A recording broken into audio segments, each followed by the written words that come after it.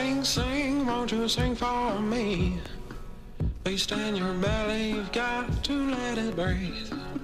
Sing, oh, sing for me. Beast in your belly, Lord, you've got to let it breathe. Breathe for me.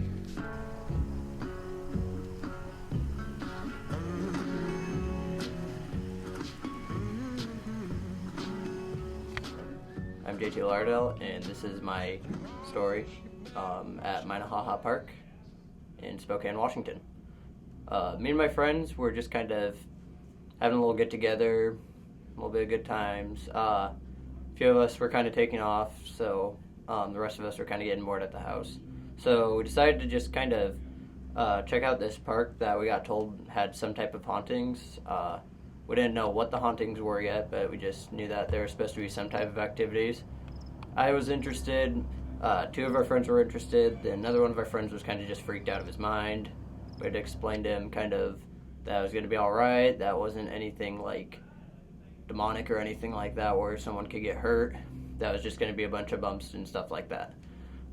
So we showed up at the park about, I want to say, midnight, maybe quarter after, and got out and just kind of started walking around. We didn't hear anything for a while.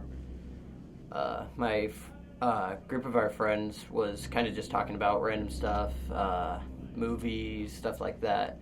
And the other two, me and the one friend that was kind of freaked out, started hearing a couple bumps here and there. And we'd stop everyone, kind of look around, see if there was anything that could explain why there was a bump.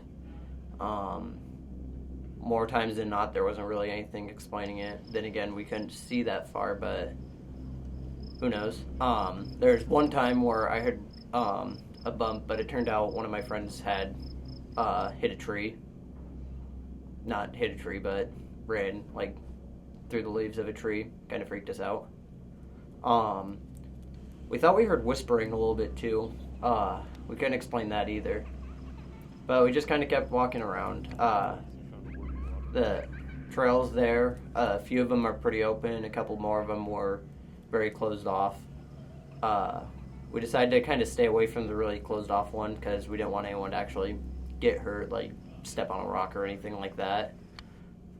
And walked around the back. Ended up accidentally walking out of the park a few times because it goes straight from the park to housing. So walked up a few hills, a couple more whispers here and there.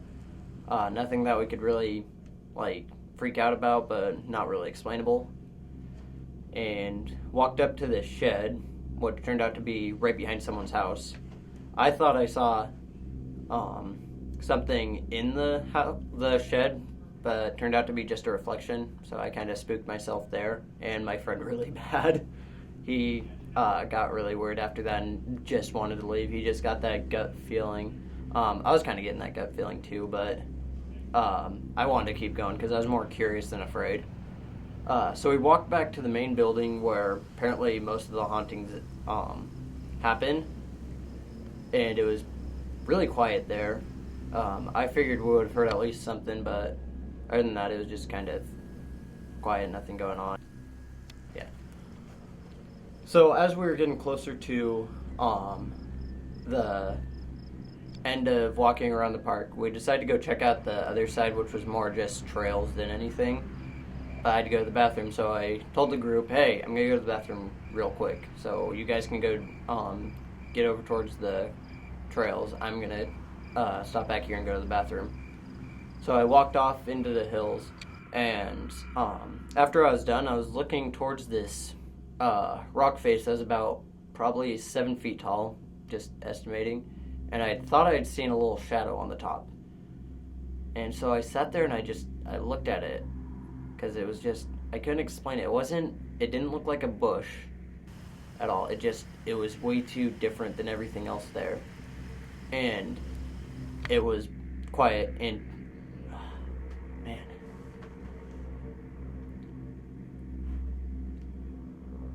I was looking up, and I thought I saw this shadow. And I sat there and I stared at it for a second.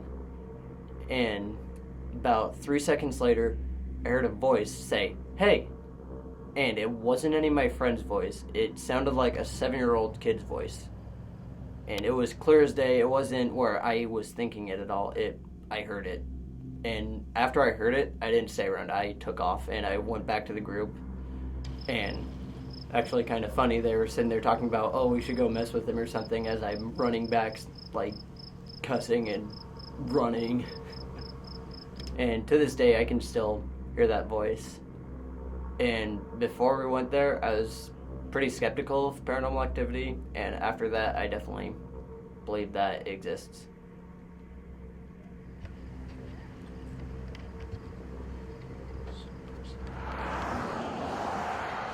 Near the road bordering the east side of the cemetery, if one looks very closely, a decrepit old staircase can be seen leading into the cemetery behind an old crypt. For generations, these stairs have been rumored to be haunted. It is said that when one attempts to climb the stairs at night, voices will be heard warning them away.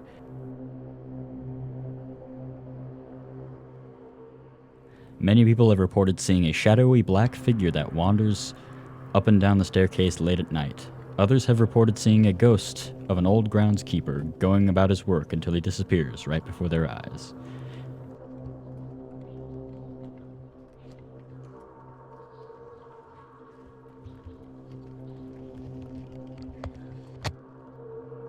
And some people are so overcome with the feeling of dread that climbing the 60-odd steps seems like 1,000, since the name.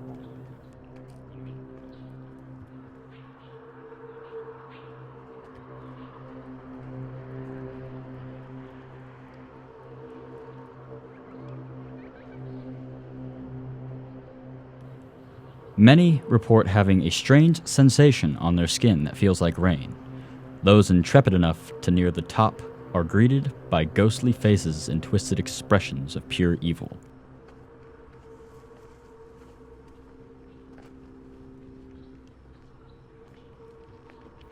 It is said that no one can climb to the very top of the staircase.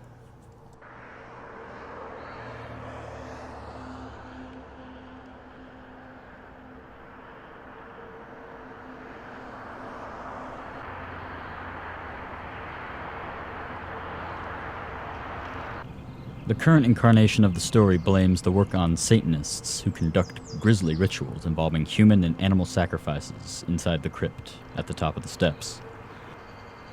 Another explanation, which is much older, is that the builder of the unused crypt at the top of the stairs arranged for the crypt to be built, but was unable to pay for it when he was finished.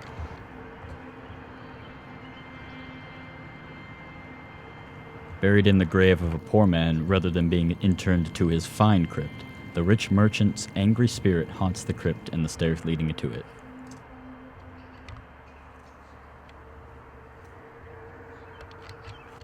So Tim, what are we doing here?